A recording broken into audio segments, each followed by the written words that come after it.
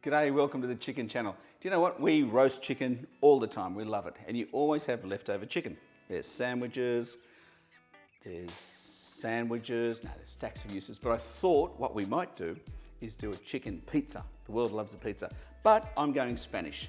I'm going to do the pizza dough for you and put a Spanish flavour to the top. Here we go.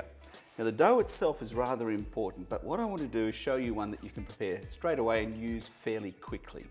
A really good dough takes time to develop its flavour, but in this case, we want a pizza and we want it now. So in here, I have 3 cups of plain flour. The important thing about the plain flour is this, that it's a fine grade flour. And you can get the 00 or the 000, which is an Italian size grain, small grain, and that's important. To make a really quick one, 3 cups, I'm going to put in a serious pinch of salt, equivalent to maybe half a teaspoon, because you want the dough to have some flavour. I'm going to use a level teaspoon of instant yeast. That's all we need. There's plenty of brands out there. Choose one that's an instant yeast and make sure the date's fine, because this is a living beast, right? What a life it's got. Isn't it amazing? You just add a bit of warmth and moisture and it just comes alive. But it's alive, make sure it's in date. Next thing, we have our water and we have some oil. Not everybody uses oil, but I don't mind a bit of flavour and it helps with the kneading as well. So all we do is add some water, give it a stir, and start to form a bit of a dough ball, okay? And always have some extra flour and water on hand. If it's too sticky, a bit more flour, too dry, a bit more water, simple as that.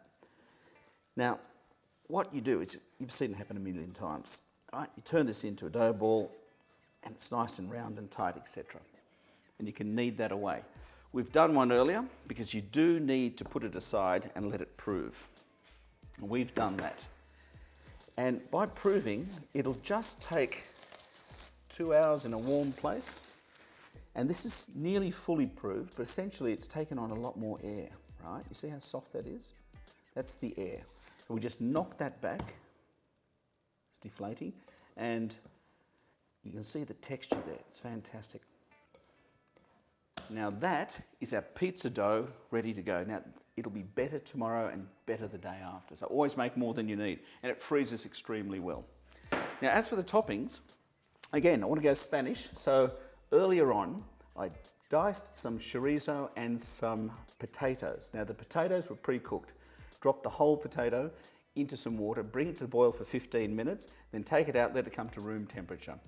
Dice the potato and the chorizo the same and toss them together in a pan with just a little bit of olive oil. I did exactly the same with some capsicum and onion, so just toss that with a little bit of olive oil and there we have it. And our wonderful shredded chicken meat. Now for the base, you want a tomato sugo style base, right? Which is normally an Italian style. And I've got some tomato puree here. But into that, just to make it more Spanish, I've got some Spanish smoked paprika, right? It's one of the great ingredients that's used in the chorizo itself. So about a teaspoon sprinkled into this to give it that Spanish edge. Okay, well there are the components. What we need to do is clear some bench space because now we're about to roll. First thing we have to do is decide how big our pizza should be. So let's grab our dough and off with his head. Too small. Bit more. You'll get a feel for it. Plenty of flour, plain flour, and traditionally a pizza is never rolled out using a rolling pin. It's all about the hands. But it's okay. I'll show you how to make it a bit authentic, even with a pin. Here we go. Rolling, rolling, plenty of flour. Roll and turn. Away you go. Do you know, let's talk about flour. I have some very special flour. Very little bit of it. It comes from Caputa, which is near Naples in Italy. And the flour is grown by a particular family, and it's like wine in that that region is somehow just perfect for a particular strain of wheat. High in protein and great in flavour. And that Caputa flour is brilliant. So the quality of the flour is so important. The quality of the water, the yeast, and even the salt is so important to your final result. Always get the best. Right, now we've rolled away, and then use your fingers to make it feel not rolled. That's all, because you want that sort of a look. What I'm going to do is use this. At home, a really good idea is to get a pizza stone and put it into your oven and heat the pizza stone up to about 200 degrees. Now those pizza stones will give a lot more heat from the base and a crispier base, but I'll use this because it's nice and easy. All right. To prevent things from sticking, a little bit of flour onto that and roll that out. Excess flour off the top, and time to place our toppings. Our Spanishified tomato base, not too much. Nobody likes a soggy pizza. Just enough to barely flavour it. And all the way around. Now what I like to do is actually drop this base in just with the tomato on to pre-cook it slightly. That just ensures that the centre gets a bit of cooking as well. Now for a bit of fun. Coming for a walk to the pizza oven? They're absolutely fantastic. But as I said before, you don't need one to make a good pizza at home. But let me just tell you why the pizza oven is so good. The pizza oven is good because there's a radiated heat. The fire heats the bricks and then the bricks cook the pizza. Now, radiated heat is a different heat to in the oven, which is you heat the air and the air cooks the pizza. You see what I mean? So it's different. So the results you get here for pizza are far better. Depending on the wood, depending on your oven, you just have to watch it. There's no times and temperatures here, right? The lower the heat, it takes a bit longer. But in a really hot oven, and this can get hotter, this pizza, a good pizza, should only take about 2, maybe 3 minutes. So it's a real quick number. Traditionally,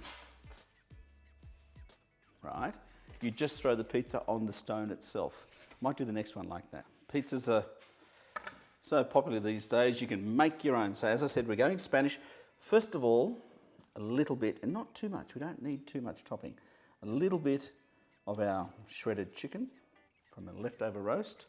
And I'm using my fingers, a mixture of our chorizo and potato. The capsicum and onion. And a good melting cheese. Now the melting cheese in this case, we're using a mozzarella.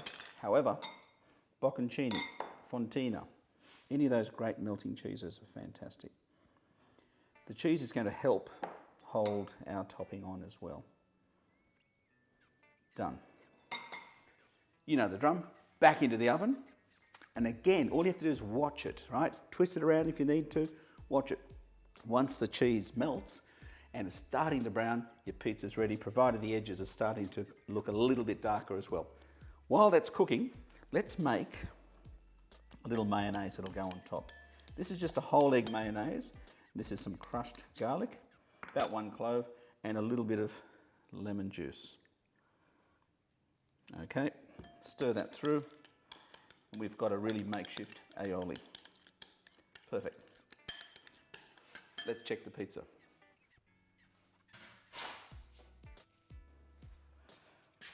There we are. Could this possibly be the world's most popular food? We shall see.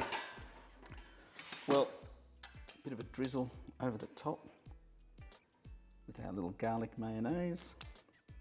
You know, I like to have this with a nice fresh salad. Whatever you've got going, there's rocket, there's fennel, cos lettuce, anything, right? And I like chilli, so as much chilli as you can take. Cut into 17,000 pieces. There it is. Any style you want. Look at that, beautiful dough. Crispy around the edge, soft but not soggy in the middle. Chicken, Spanish style pizza.